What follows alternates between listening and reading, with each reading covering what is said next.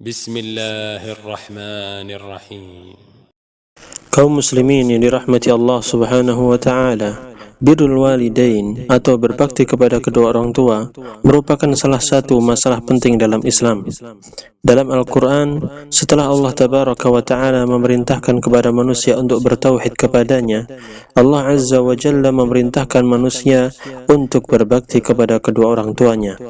Di dalam surat Al-Isra ayat 23 dan 24, Allah Tabaraka wa taala berfirman, وَقَضَى رَبُّكَ أَلَّا تَعْبُدُوا إِلَّا إِيَّاهُ وَبِالْوَالِدَيْنِ إِحْسَانًا إِمَّا يَبْلُغَنَّ عِندَكَ الْكِبَرَ أَحَدُهُمَا أَوْ كِلَاهُمَا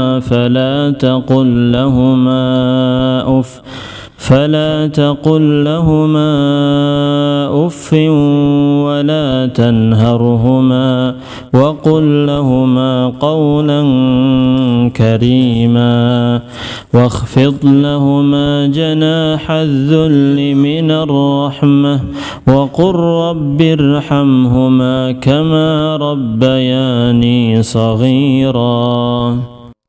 Dan Rabbmu telah memerintahkan agar kamu jangan beribadah kepada selain Allah, dan hendaklah berbuat baik kepada ibu bapa.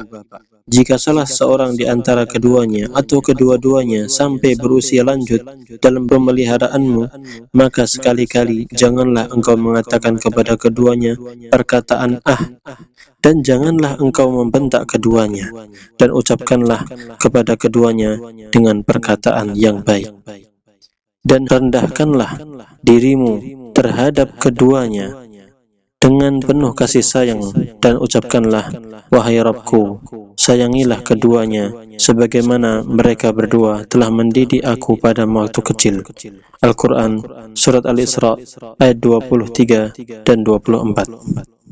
Al-Hafidh Ibnu Katsir rahimahullah ta'ala mengatakan pada saat menafsirkan ayat tersebut, Allah Azza wa Jalla berfirman seraya memerintahkan kepada hambanya agar beribadah hanya kepadanya saja, tidak ada sekutu baginya.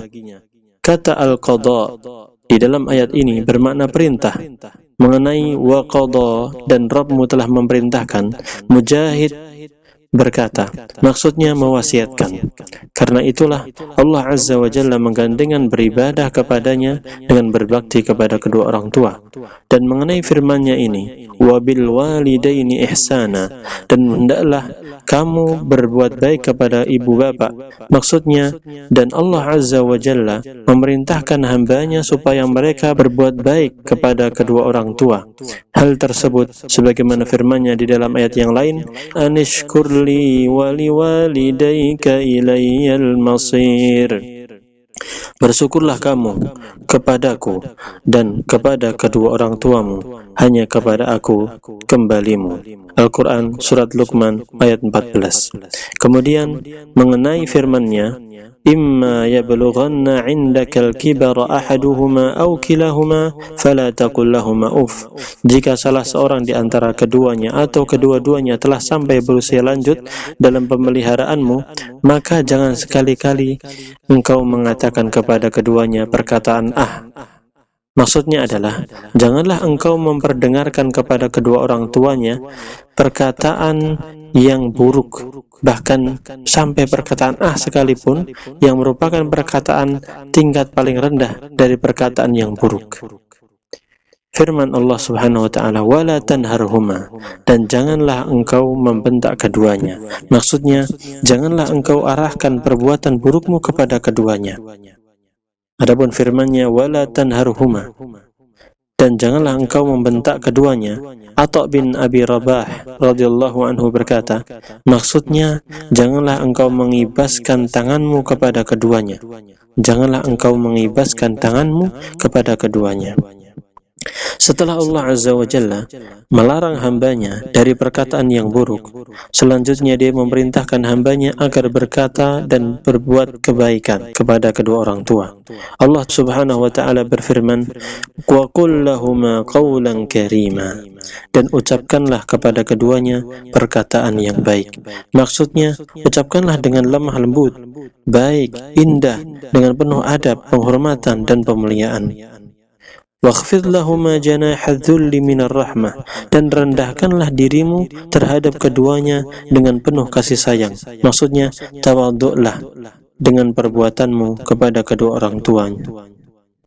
Wa qur rabbirhamhuma, dan ucapkanlah, wahai Rabbku, sayangilah keduanya, yaitu pada saat keduanya telah berusia lanjut dan setelah keduanya meninggal dunia. Kama rabbayani saghira, sebagaimana mereka berdua telah mendidik aku pada waktu kecil. Disebutkan dalam kitab tafsir Ibnu Katsir rahimahullah ta'ala. Kaum muslimin yang dirahmati Allah Subhanahu wa ta'ala, perintah untuk berbakti kepada kedua orang tua terdapat dalam ayat yang lain. Allah Subhanahu wa ta'ala berfirman, وَاعْبُدُوا اللَّهَ وَلَا تُشْرِكُوا بِهِ شَيْئًا وَبِالْوَالِدَيْنِ إِحْسَانًا وَبِذِي الْقُرْبَى وَالْيَتَامَى وَالْمَسَاكِينِ وَالْجَارِ ذِي الْقُرْبَى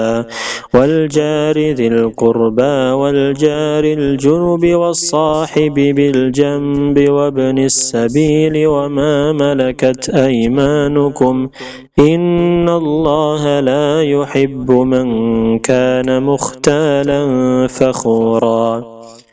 Dan sembahlah Allah, dan janganlah kamu mempersekutukannya dengan sesuatu apapun, dan berbuat baiklah kepada kedua orang tua, karib kerabat, anak-anak yatim, orang-orang miskin, tetangga dekat dan tetangga jauh, teman sejawat, ibnu sabil, dan hamba sahaya yang kamu miliki. Sungguh Allah tidak menyukai orang yang sombong dan membanggakan dirinya. Al-Quran Surat An-Nisa ayat ke-36. Para ulama terdahulu telah membahas tema ini, yaitu birrul walidain, berbakti kepada kedua orang tua, dalam kitab-kitab mereka.